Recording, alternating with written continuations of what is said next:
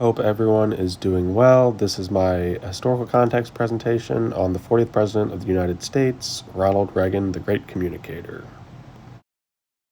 Now, Ronald Reagan was born in Illinois, where he went to Eureka College and played football. After graduation, he worked for a radio announcer, and according to Encyclopedia Britannica, he ended up announcing for the Chicago Cubs, and on a road trip with the team to California, got his first acting gig. His acting career was put on hold when he was drafted into World War II. He never saw combat because of his poor eyesight, but was still a valuable asset to the armed forces as he starred in many of their training videos. After his time in the Army, he did some more acting, found his way into politics, was elected governor of California in 1966, then elected the 40th president in 1981. Now for the historical and cultural context.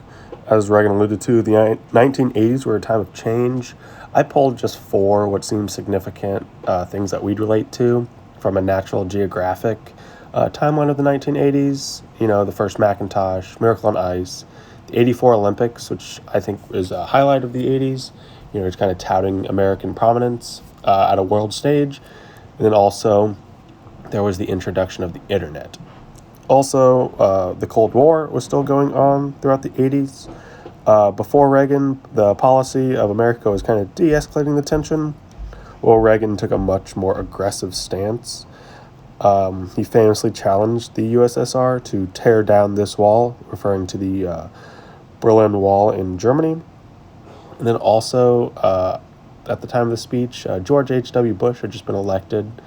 So it was kind of a passing of the baton speech as well. Now talk about the audience of his farewell speech, and I think it's the obvious, actual audience is the American people. Says the words, we and together a lot, kind of, touting that the accomplishments of his term were not just his or his parties or the militaries, but really the whole American people. And this kind of comes together when he challenges the American people to be proud again. Wants the people to teach children this pride. He wants informed patriots, is what he kind of says throughout. This kind of comes, especially at the end when he's talking about that city on a hill. Wants people to understand the history of America and why we need to be proud of it. Then I think the global community is also a target. America was a superpower again. Reagan made it clear that tyranny would not be tolerated. And I think an example of an event that happened earlier in the year is that Tiananmen Square in China had happened earlier that year, where two protesters stood in front of the tanks of the Chinese government. And so I think there was a world sentiment that Reagan was capitalizing on of the power of America and of democracy. Now for the competing persuasive forces, I think the most clear one is this communism versus democracy and what is right and what is wrong in the world. Obviously Reagan touting democracy, and I wouldn't stop at just democracy, but capitalism and this idea of how he the Reaganomics of his tenure. And I think a good example of this is when he gives the example of how when he and his wife are shopping in Russia and how the people wanted to come up and greet them, but were pushed away by their government. And I think another competing force, the Democratic Party. Republicans were about to hold power for 3 straight terms, and that, the Reagan way or the right way is the American way, and that's the Republican way, and that's kind of what led into Bush's term. He wants the American people to become the Bush Brigade, kind of right at, to support the president.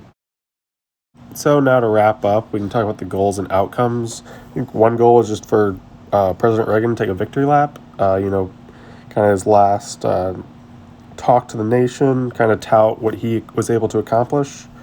Also rally support. A new Republican president was about to take office, and Reagan wanted that to carry on.